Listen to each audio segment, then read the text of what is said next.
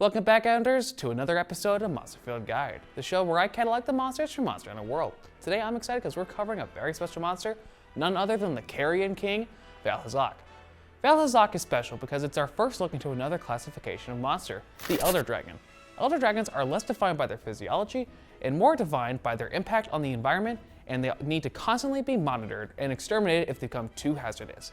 And now, like always, let's get to the name. Vaal Hazak is one of the most unique names with several layers to it.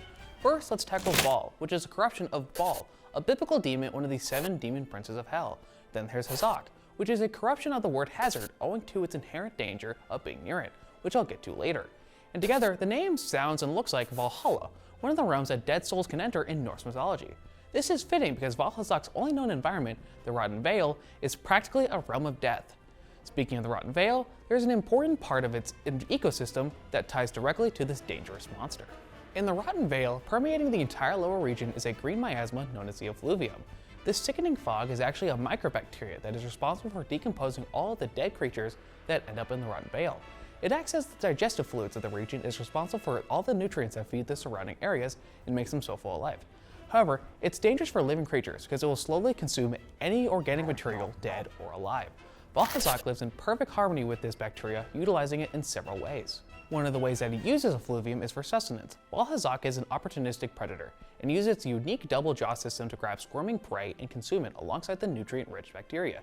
Their jaw structure is very similar to that of a moray eel, which uses its inner jaw to pull in and swallow prey. It then houses that effluvium that it can release later, either through its mouth as deadly clouds and streams of concentrated effluvium. It can also eject the effluvium out of gill-like openings, which is the reason why it's so hazardous to be around. A quality shared amongst all Elder Dragons is their higher intelligence, and this nightmarish freak wields their intelligence with malevolent intent. Vaal Hazak is physically weaker than most Elder Dragons, needing to cover itself in carrion of fallen monsters for defense.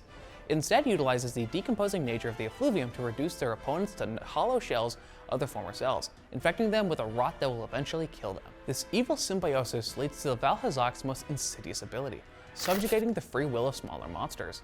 By infecting monsters like Gyros and Raphinos with effluvium, it can slowly drain the life out of them, making them more violent. With a constant supply of bacteria streaming from Vaal Hazak, these monsters followed around like the undead army of the Lich.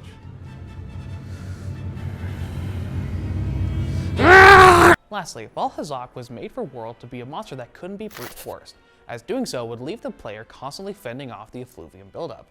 It requires the player to really rethink their strategy, equipment, and skills in order to take down one of the final challenges of the game.